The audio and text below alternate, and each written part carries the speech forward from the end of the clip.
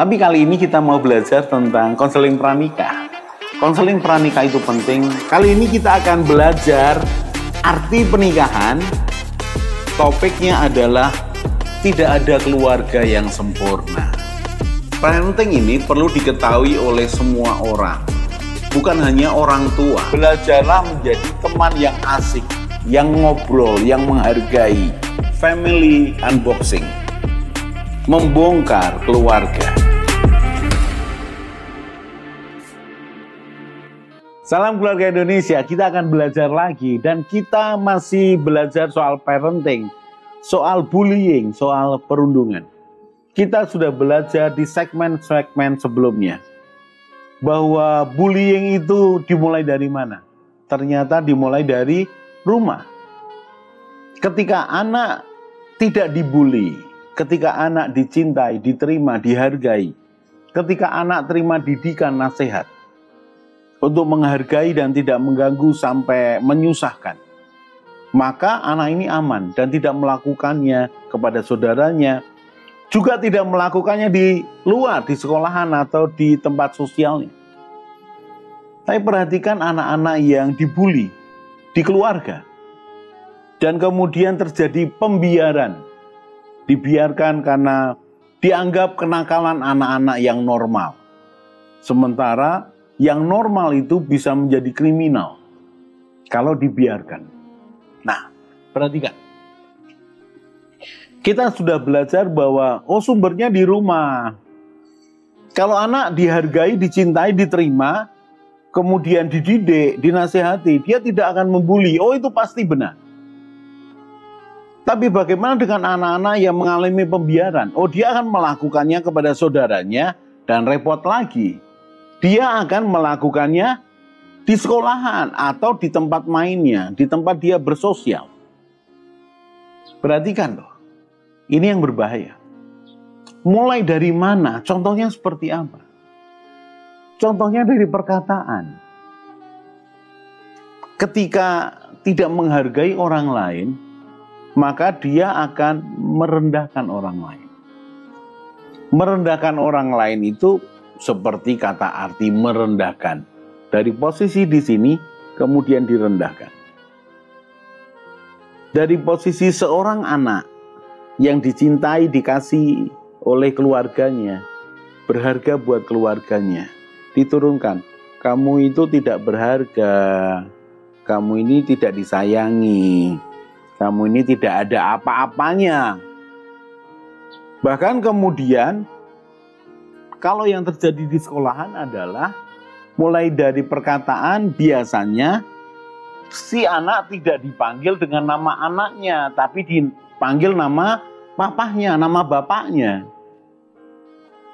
Jadi anak dipanggil nama bapaknya, tidak dengan kata bapak, tapi langsung nama.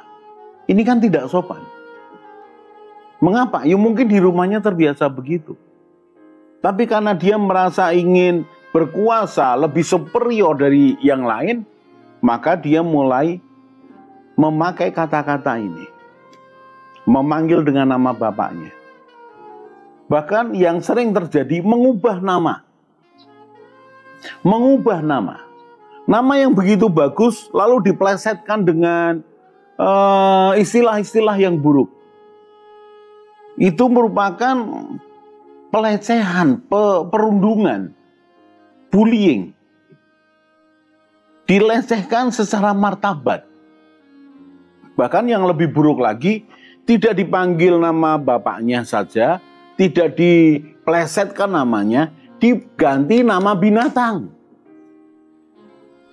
Nama binatang atau nama benda lain. Ya, orang yang tinggi kurus disebut dengan nama yang lain. Orang yang gemuk disebut dengan benda-benda tertentu.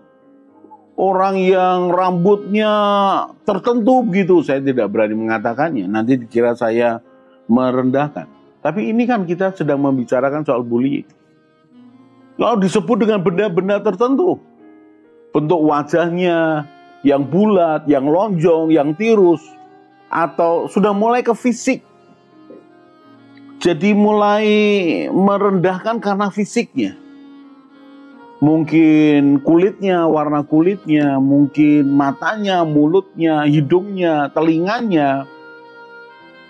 Itu semua bisa direndahkan. Dan itu bagian dari bullying. Kalau itu dibiarkan, maka anak akan terbiasa menghina orang lain, tidak menghargai orang lain. Kalau anak tidak terbiasa menghargai orang lain dari masa kecilnya, dia juga tidak menghargai ketika dia bertambah besar. Jadi memang anak-anak ini berpengaruh besar. Bayangkan, itu salah satu contohnya. Itu baru perkataan. Bayangkan kalau sudah mulai fisik. Mulai fisik. Mulai mendorong, mulai menjewer, mulai menjambak. Ya, mulai menekan, memojokkan begitu. Untuk menunjukkan superior. Bahwa aku ini lebih berkuasa. Kita jadi paham, oh anak ini tidak dihargai di keluarganya. Anak ini tidak dianggap ada di keluarganya. Sehingga dia butuh pengakuan. Di mana itu di sekolahan, bahwa dia ada. Oh, anak ini tidak terima nasihat dan didikan di keluarganya.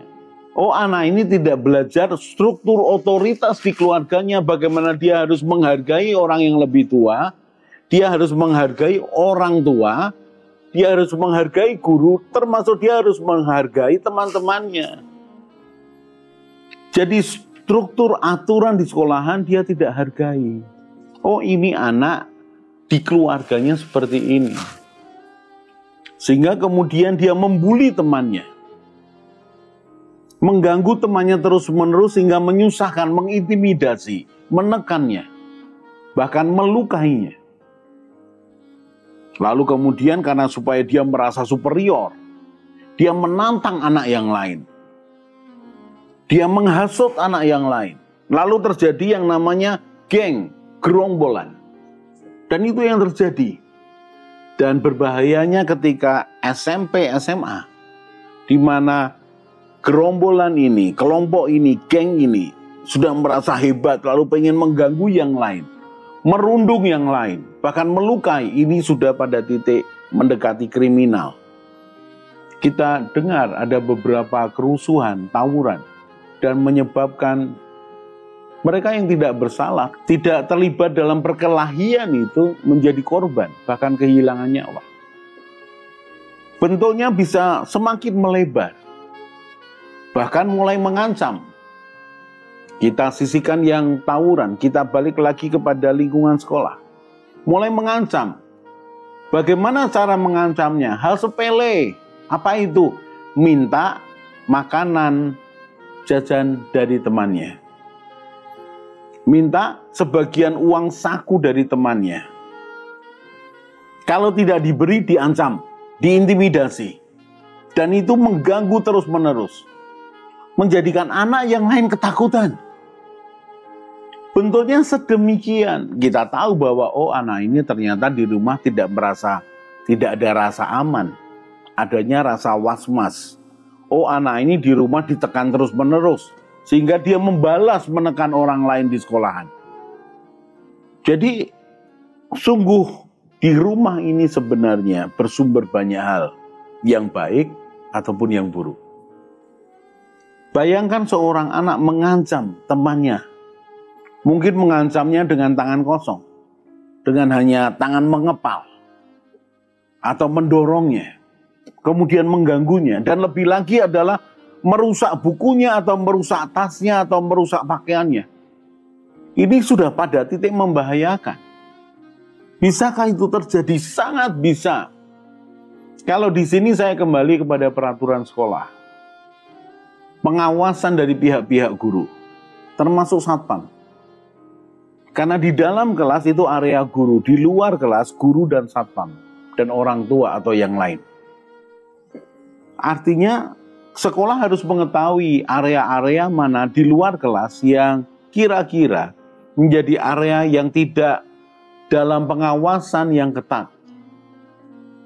Dan sebenarnya dalam kelompok, dalam kelas bisa diketahui, oh anak-anak yang nakal itu seperti apa. Mari sekolah, mari guru berikan jalan keluar.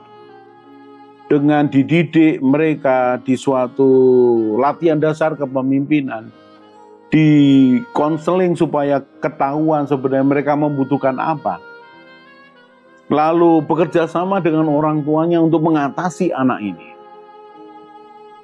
Bentuk-bentuk perundungan bullying itu bisa segala macam. Bahkan beberapa yang terjadi sampai fisik, memukul, menghajar, mengeroyok. Bagaimana ini dicegah? Kita akan lihat. Berikutnya kita akan belajar bagaimana mencegahnya. Tapi sekarang kalau lihat dari contoh-contoh ini, apa yang bisa dilakukan? Sekolah bisa ambil tindakan. Sekolah, komite sekolah, yayasan, bahkan dinas pendidikan, bekerja sama dengan guru dan semua yang terlibat, termasuk orang tua. Bahkan kalau perlu pada titik anak-anak sudah melakukan kriminal, SMP, SMA, bekerja sama dengan pihak keamanan, dengan pihak polisi, dengan pihak tentara.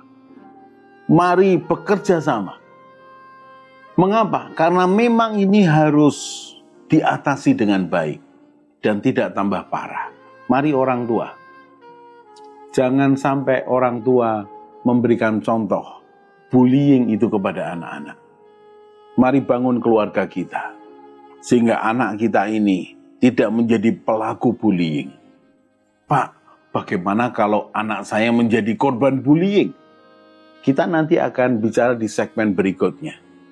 Bagaimana mengatasinya dengan baik, bagaimana mencegahnya.